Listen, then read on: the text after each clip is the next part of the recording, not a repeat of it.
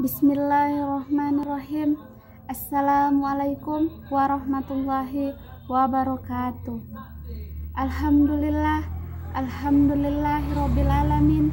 Wassalatu wassalamu ala asrofil anbiya'i wal mursalin wa ala alihi washabihi ajmain. Amma ba'du. Yang pertama-tama, marilah sama-sama kita panjatkan rasa syukur atas kehadirat Allah Subhanahu wa taala, di mana kita masih diberi kesempatan serta kesehatan. Dan tak lupa pula, marilah sama-sama kita hadiahkan sholawat dan salam kepada Nabi kita, yakni Nabi Muhammad SAW. Semoga kita mendapat syafaatnya di hari akhir nanti. Amin amin ya robbal alamin. Di sini kami akan membuat hasil diskusi kami dalam bentuk video, di mana kami dari kelompok 9 yang beranggotakan saya sendiri, Maisaroh Harahap, serta dua rekan saya yakni Alia Mahyani dan teman saya satu lagi yaitu Siti Mutia Siregar. Baiklah, akan kami mulai saja untuk membacakan hasil diskusi kami. Untuk pemateri pertama yaitu saya sendiri, Maisaroh Harahap, dan pemateri kedua Alia Mahyani. Dan untuk pemateri terakhir, pemateri ketiga yaitu Siti Mutia Siregar. Baiklah, saya sebagai pemateri pertama akan memulai membacakan hasil diskusi kami. A. Pengertian ilmu pendidikan. Pendidikan Islam berarti sistem pendidikan yang memberikan kemampuan seseorang untuk memimpin kehidupan sesuai dengan cita-cita serta nilai-nilai keagamaan. Pendidikan Islam mengidentifikasi sasaran pada 3 pengembangan fungsi manusia. Adapun 3 fungsi tersebut ialah 1. Menyadarkan manusia sebagai makhluk individu. Yang kedua, menyadarkan manusia sebagai makhluk sosial. Dan yang ketiga, menyadarkan manusia sebagai hamba Allah Subhanahu wa taala. Dalam kesadaran demikian, manusia sebagai khalifah di muka bumi dan yang terbakti antara makhluk lainnya akan mendorong untuk melakukan pengelolaan serta pendayagunaan ciptaan Allah untuk kesejahteraan umum bersama dengan yang lainnya. Secara umum, yang menjadi objek atau sasaran ilmu pendidikan adalah seluruh yang menjadi sasaran dalam aktivitas pendidikan atau praktek, yang meliputi kegiatan manusia mengajar, melatih peserta didik agar berkembang potensinya menjadi lebih baik. Untuk membawa peserta didik dalam mencapai tujuan pendidikan atau kedewasaan disebut objek pendidikan yang bersifat formal. Untuk mendidik, membimbing, melatih siswa menuju perbaikan dan tanggung jawab. Upaya mendidik pembimbing adalah menyangkut persoalan-persoalan pendidik. Setiap ilmu pengetahuan pasti mempunyai objek. Objek ilmu pengetahuan dapat dibedakan menjadi 2 bagian, yaitu objek material dan objek formal.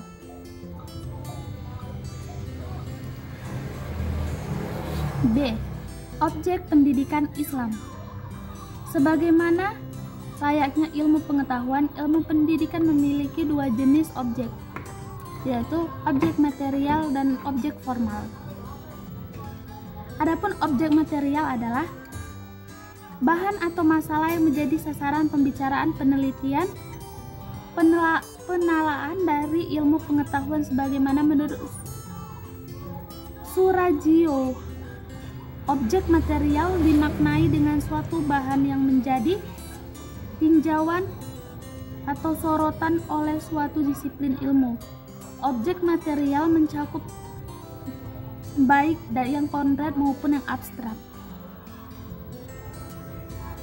Istilah objek material sering juga disebut pokok persoalan atau subject matter.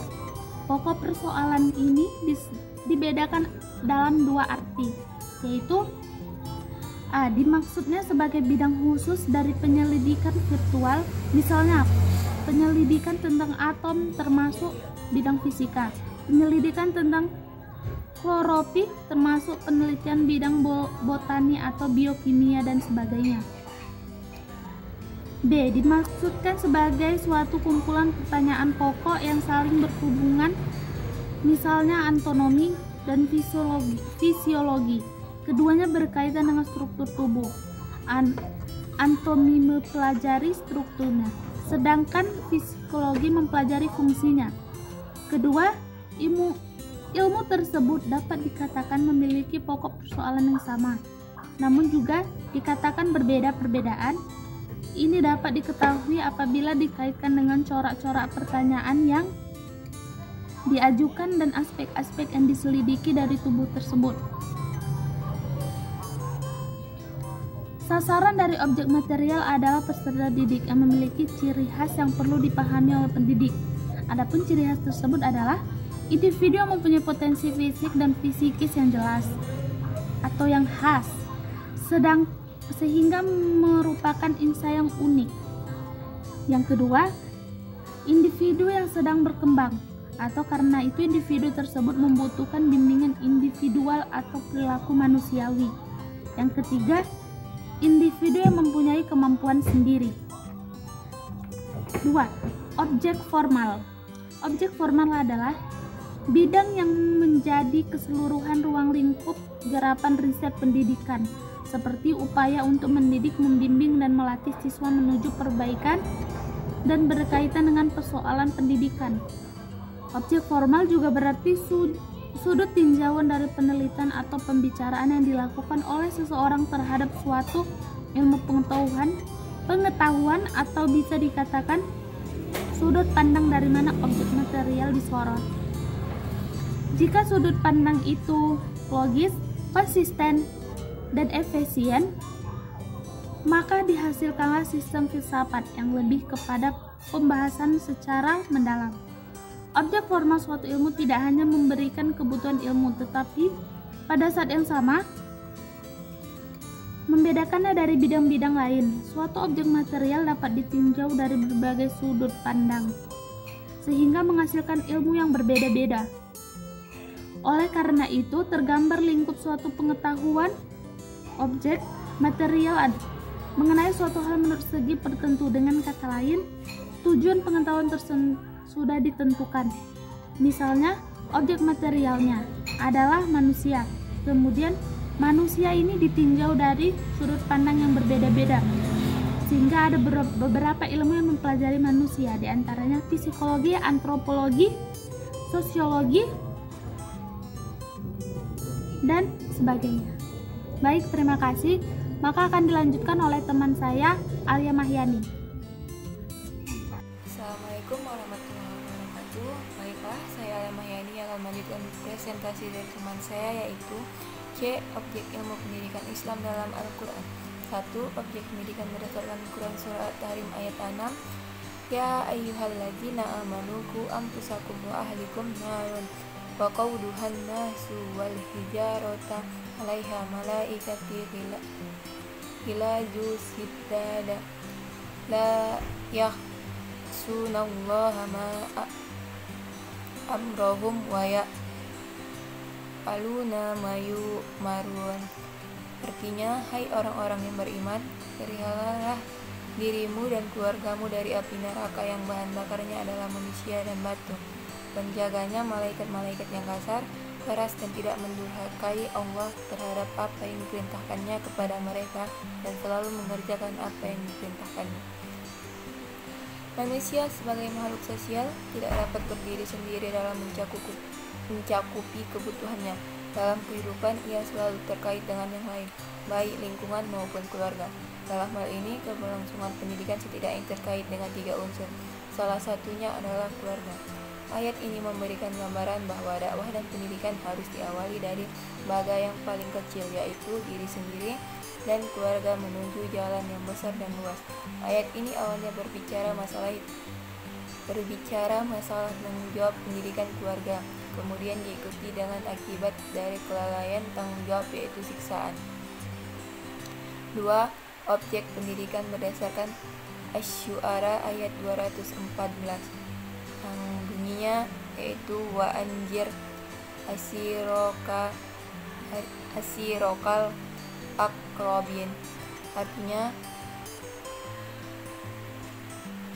dan berilah peringatan kepada kerabat-kerabatnya yang terdekat.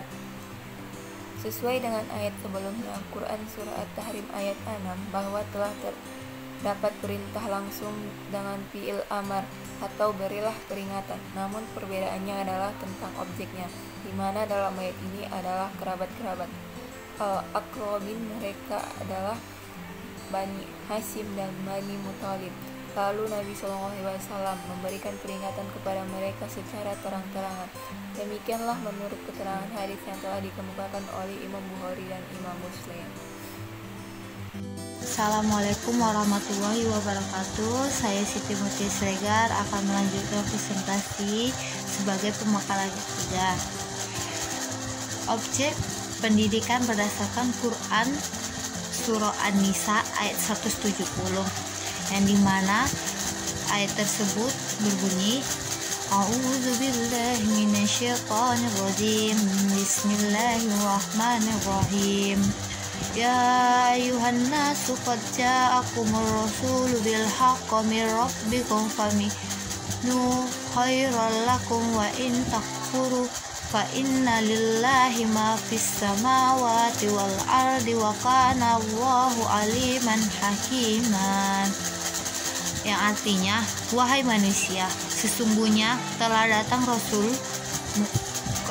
Muhammad itu kepadamu dengan membawa kebenaran dari Tuhanmu, maka berimanlah kamu, itulah yang lebih baik bagimu. Dan jika kamu kafir, maka kekafiran itu tidak merugikan sedikit pun kepada Allah, karena sesungguhnya apa yang ada di langit dan di bumi itu adalah kepunyaan Allah, dan adalah Allah Maha Mengetahui lagi Maha Bijaksana. Quran Surah An-Nisa ayat 170. Dalam ayat ini Allah menyuruh kepada manusia untuk beriman, sebab sudah ada Rasul Nabi Muhammad SAW yang diutus untuk membawa syariat yang benar. Lafaz Surah An-Nas pada saat turunnya ayat adalah kepada ahli kafir Mekah, apapun manusia, karena adanya kesamaan jenis ukhuwah basyariah, maka dakwah dan tarbiyah kepada non-muslim pun harus tetap dilakukan, tentunya dengan jalan yang baik. Nabi SAW bersabda,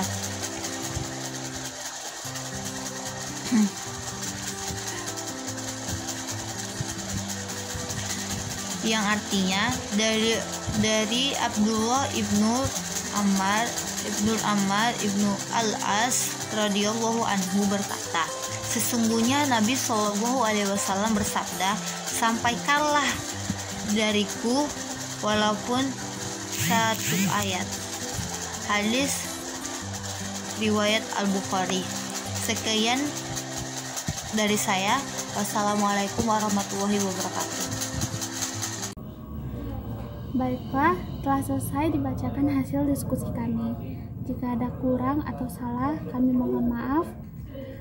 Kami akhiri, wabillahi taufiq wal hidayah. Wassalamualaikum warahmatullahi wabarakatuh.